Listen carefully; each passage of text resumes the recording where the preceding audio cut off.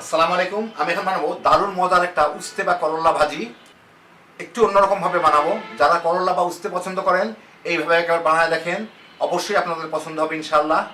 রান্নাটা খুবই সোজা, তো আসা দেখি শুরু করা যাক। আমি এখানে 1 কেজি উস্তা পাতলা পাতলা করে কেটে নিছি। এটা ধুয়ে তারপরে কাটছি, কেটে কিছুক্ষণ রেখে দিয়েছি যাতে কিছুটা পানি ঝরে দেয়। ধুয়ে কেটে রেখে দিলে কিন্তু অল্প কিছু পানি এর থেকে বের হয়ে যায়। এখানে আমি 3 টেবিল চামচ তেল নিয়ে নিচ্ছি। তেলটা একটু গরম করেই এর মধ্যে দেশি 2টা বড় সাইজের পেঁয়াজ আর 4 কোয়া রসুন আমি একটু মোটা মোটা করে কাটছি, পেঁয়াজগুলো মোটা মোটা করে কাটছি, ওগুলা দিয়ে এগুলো একটু ভেজে নিব। আমি হাই হিটে ভাজতেছি যাতে পেঁয়াজ রসুনের গায়ে একটু জলদি বাদামি দাগ লাগে আর কি।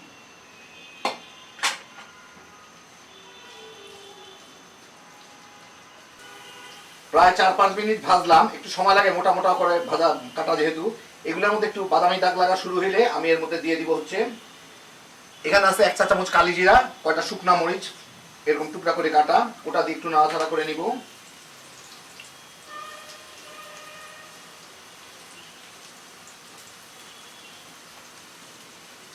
এখন এর মধ্যে দিয়ে দিব 1 চা চামচ হলুদ। খুব বেশি সময় নাড়াচাড়া করতে না, কয়েক সেকেন্ড নাড়াচাড়া করলেই হয়ে যায়। ছোট চামচ থেকে 2 বারে দিলাম। হলুদটাও দিয়ে কয়েক সেকেন্ড মানে নাড়াচাড়া করে নিব। গরম তেলে হলুদ দিলে কালারটা ভালো আসে।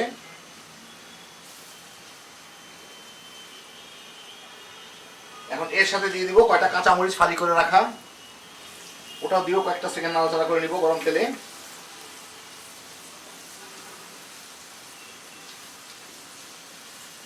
আমি আগেই বলছি আমি হাই হিটে রান্না করতেছি, তো খুব বেশি সময় লাগবে না। এখন এই করল্লাগুলো আমি এর মধ্যে দিয়ে দিব।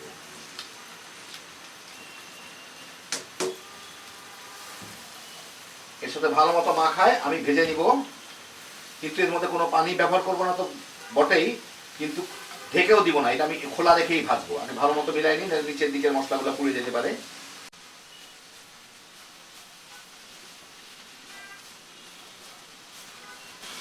একই সাথে এখানে দিয়ে দিব আমি স্বাদ মতো লবণ।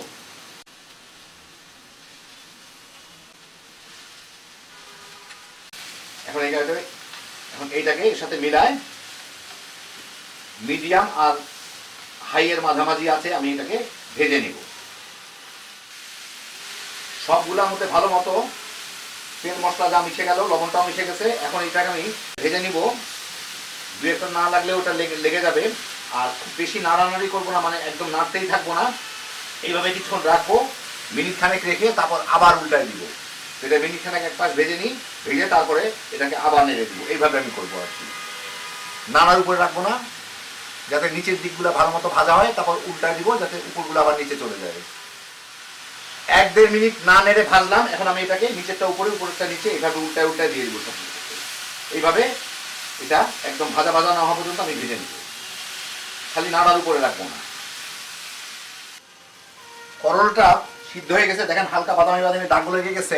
এখন আমি এর মধ্যে, আমি খাই, আপনাকেও দিয়ে দিতে পারেন, এতে টেস্টটা অনেক বেড়ে যায়। সামান্য একটু টেস্টিং সল্ট ছিটাই দিব আর কি। দিয়ে এখন এটাকে একটু আবার নেড়ে চেড়ে দিব। এই দেখেন এভাবে করলে নিচের দিকটা সুন্দর বাদামি বাদামি হয়ে ভাজা হয়ে যায়। বাদামি বাদামি একটু পোড়া পোড়া লাগলে কলরটা সুন্দর ফ্লেভার আসে, টেস্টটা অনেক বেড়ে যায়। এখন এটাকে মিনিট খানেক আমি ভেজে নিব রেখে রেখে। আরো মিনিট দিয়ে ভেজে নিলাম, হয়ে গেল আমার দারুণ মজার করল্লা ভাজি। দেখেন খুব সুন্দর পোড়া পোড়া দাগ লাগছে নিচের দিকে। আপনাদের আমি গরমা গরম একটু পরিবেশন করে দেখাচ্ছি। তো এই দেখেন হয়ে গেল আমার দারুণ মজার উস্তে বা করল্লা ভাজি, যেটাই বলেন না কেন।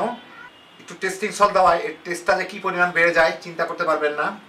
টেস্টিং সল্ট আসলে ক্ষতিকর না, আমাদের একটা ভুল ধারণা প্রচলিত আছে, আপনারা নেটে সার্চ করে দেখে নিতে পারেন। লবণের চেয়েও এটা অনেক বেশি নিরাপদ। প্রচুর করলা এখন পাওয়া যাচ্ছে, দামও কম। ঝটপট ভাজি করে ফেলান, গরম গরম ভাতের সাথে তামা তামা করে খেয়ে ফেলাইতে পারবেন। হ্যাঁ, বিজোসের একটা আইটেম। আল্লাহ আপনাদের সবাইকে ভালো রাখুন, সুস্থ রাখুন, নিরাপদে রাখুন। ইনশাআল্লাহ বেঁচে থাকলে আবার দেখা হবে। ফি আমানিল্লাহ।